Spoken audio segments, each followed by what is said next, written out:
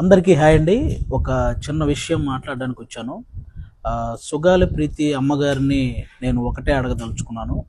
అమ్మ, మీరు మీ పాప గురించి ఎప్పటినుంచో పోరాడుతున్నారు. కనీసం ఏ గవర్నమెంట్ అయినా దాని గురించి ఎప్పుడైనా స్పందించిందా అమ్మ? ఎప్పుడైతే పవన్ కళ్యాణ్ గారు మీ ఇష్యూని రైజ్ చేశారో అప్పుడే సుగాలి ప్రీతికి ఇంత అన్యాయం జరిగిందని అందరికీ తెలిసిందే. ఎప్పుడైతే పవన్ కళ్యాణ్ గారు ఆ ఇష్యూని రైజ్ చేశారో అప్పుడే ఆ గవర్నమెంట్ స్పందించి మీ ఆయనకు ఒక ఉద్యోగం, మీకు కొంత భూమి ఇవ్వటం జరిగింది. ఆ గవర్నమెంట్ పవన్ కళ్యాణ్ గారు రాకముందే మీకు అవన్నీ చేసుంటే ఆ గవర్నమెంట్కి మీ మీద ప్రేమ ఉన్నట్టు అమ్మ.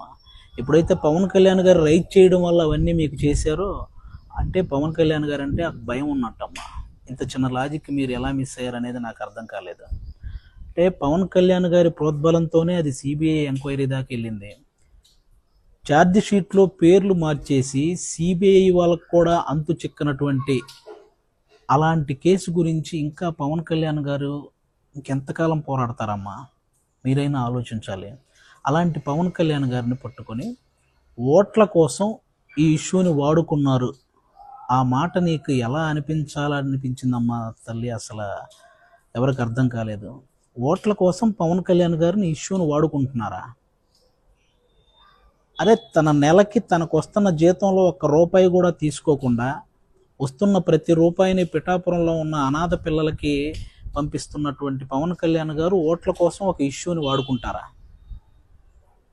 కుల మతాలతో సంబంధం లేకుండా కష్టాల్లో ఉన్న ప్రతి రైతుకి 2 లక్షల రూపాయలు సహాయం చేసుకుంటూ వెళ్ళిన పవన్ కళ్యాణ్ గారు ఓట్ల కోసం ఒక ఇష్యూని వాడుకుంటారా? మీలాగే ఫిజికల్లీ హ్యాండిక్యాప్డ్గా ఉన్న మహిళా క్రికెటర్లందరికీ తన సొంత డబ్బులు ₹1 కోటి సహాయం చేసిన పవన్ కళ్యాణ్ గారు ఓట్ల కోసం ఒక ఇష్యూని వాడుకుంటారా? అరే, ఇంకా ఎన్నని చెప్పాలమ్మా? ఒక ముసలావిడ జస్ట్ జనసేన విజయం కోసం కోరుకుంది అని చెప్పి ఆవిడని ఆఫీస్కి పిలిపించి ఆవిడకి చీర పెట్టి డబ్బులు పెట్టి నీకు ఇంకో కొడుకున్నాడమ్మా అని చెప్పిన పవన్ కళ్యాణ్ గారు ఓట్ల కోసం ఒక ఇష్యూని వాడుకుంటారా?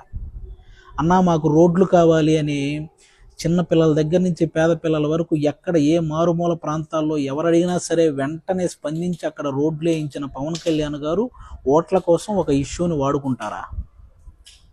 తిరగడానికి ఫ్యాను, వెలగడానికి బల్బు ఉండదని తెలియని మన్యం ప్రాంతంలో ఒక బల్బు, అలాగే వాళ్ళ జీవితాల్లో వెలుగునించి వాళ్ళకి నడవడానికి చెప్పులు, తిరగడానికి రోడ్లు వేయించిన పవన్ కళ్యాణ్ గారు ఒక ఇష్యూని ఓట్ల కోసం వాడుకుంటారా? అమ్మా, ఓట్ల కోసం ఇష్యూని వాడుకునే వాళ్ళు సంపాదించుకుంటారు కానీ ఇలా సహాయం చేయరమ్మా. మీరు ఇది ఒక్కటి గుర్తుపెట్టుకోవాలి. ఆ మాట మీరు ఎందుకు అన్నారో తెలియదు. పాలు పోసిన వ్యక్తినే కాటేసే మనస్తత్వం మీకు ఎలా వచ్చిందనేది నాకు ఇప్పటికీ అర్థం కావట్లేదు. ఒక్కసారి దయించి మీరు పవన్ కళ్యాణ్ గారు కాకుండా ఈ ఇష్యూని మీరు కోరుకున్న విధంగా ఎవరైనా నిజంగా న్యాయం చేయగలిగితే నా జీవితంలో జనసేన గురించి మాట్లాడనమ్మా. మీరు పక్కన వాళ్ళ మాటలు విని పవన్ కళ్యాణ్ గారిని విమర్శించడం ఆపేస్తే బెటర్ అని నా ఫీలింగ్ అమ్మా. అలాగే నెక్స్ట్ ప్రొఫెసర్ నాగేశ్వరరావు గారు, ఏమండి, అమిత్ షా గారితో పవన్ కళ్యాణ్ గారు ఇలా అన్నారు అని మీరు తప్పు మాట్లాడినప్పుడు ఈయన డబ్బులు తీసుకునే ఇలా అన్నాడు అని జన సైనికులు అనడంలో తప్పే ఉందండి? అయినా ఇది రేడియో కాలం కాదండి. మీరు ఏదైనా చెప్తే అది వినుకుంటూ మేమేం మాట్లాడకుండా కొట్టుకుంటూ వెళ్ళడానికి సోషల్ మీడియా కాలం. కంపల్సరీ మీరు విశ్లేషిస్తే దాని మీద విశ్లేషించడానికి అందరూ రెడీగా ఉంటారండి. కాబట్టి ఈ విశ్లేషణ అనేది మీరు కూడా అది తప్పు అవడం వల్లే కదా మీరు మీ మాటలను విత్డ్రా చేసుకున్నారు. మరి తప్పు చేసిన తర్వాత కూడా మళ్ళీ ఇంకా డిబేట్లు, డిస్కషన్లు ఏంటండి? పవన్ కళ్యాణ్ గారి విషయంలో మీరు మాట్లాడింది తప్పు, మ్యాటర్ ఓవర్. మీరు తప్పు చేసినా కూడా ఆయన అంటే నాకు ఇంకా గౌరవం ఉంది అని అన్న పవన్ కళ్యాణ్ గారు గొప్ప వాళ్ళ, తప్పు చేసి కూడా ఇంకా పవన్ కళ్యాణ్ గారి మీద అందరినీ కూర్చోబెట్టి తిట్టిస్తున్న మీరు గొప్ప వాళ్ళ? ఒకసారి ఆలోచించండి. ఎందుకంటే ఆ వ్యక్తిని విమర్శించినప్పుడు లేకపోతే ఆ వ్యక్తి గురించి తప్పుగా మాట్లాడినప్పుడు ఆయన అభిమానించిన వాళ్ళు ఆటోమేటిక్గా రియాక్ట్ అవుతారు. అందరినీ ఆపలేం కదా, అందరూ ఆయనలాగా ఉండరు కదా. కాబట్టి ఇది ఒకసారి మీరు ఆలోచించాలని మనస్ఫూర్తిగా కోరుకుంటున్నాను. ఇంకా అంబటి రాంబాబు గారు, పేరు నాని గారు, ఇంకా కాపు కులానికి సంబంధించిన కొంతమంది వ్యక్తులు మాట్లాడితే పవన్ కళ్యాణ్ గారు కాపు కులాన్ని తాకట్టు పెట్టాడు అంటుంటారు. అయ్యా, ఇన్నేళ్ల రాజకీయ చరిత్రలో కాపు కులం నుంచి పవన్ కళ్యాణ్ గారి లాంటి స్థాయికి ఎదిగిన వ్యక్తి ఒక్కరైనా ఉన్నారా? ఈరోజు ఆంధ్రప్రదేశ్ని చంద్రబాబు నాయుడు గారితో పాటు ఈక్వల్గా పరిపాలిస్తున్న పవన్ కళ్యాణ్ గారు అంటే కాపు కులాన్ని తాకట్టు పెట్టినట్ట, కాపు కులాన్ని నిలబెట్టినట్ట?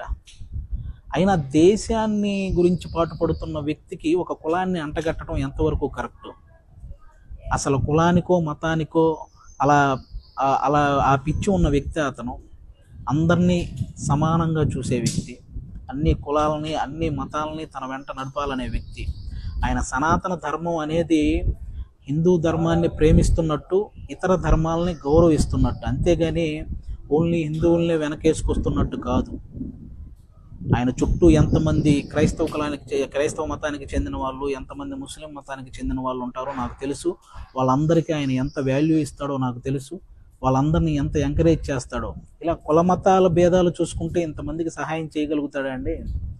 ఆయన చెప్పే దాంట్లో అర్థాన్ని వెతకాలి, కానీ ఇలా ప్రతి దాంట్లో అర్ధరహితంగా మాట్లాడి ఆయన్ని విమర్శించాలనుకుంటున్న ప్రతి ఒక్కరూ కూడా ఇవి మానుకోవాలి. ఎందుకంటే మీ ఇష్యూ హైలైట్ అవ్వడానికి, లేకపోతే మీరు హైలైట్ అవ్వడానికి పవన్ కళ్యాణ్ గారిని సాఫ్ట్ టార్గెట్ చేస్తున్న ప్రతి ఒక్కరికి ఒకటే చెప్పదలుచుకున్నాను, ఇలాంటివి చేస్తే కనీసం మీ ఇంట్లో వాళ్ళు కూడా మిమ్మల్ని అసహించుకుంటారు. కాబట్టి ఇవి మానుకోండి. Thank you.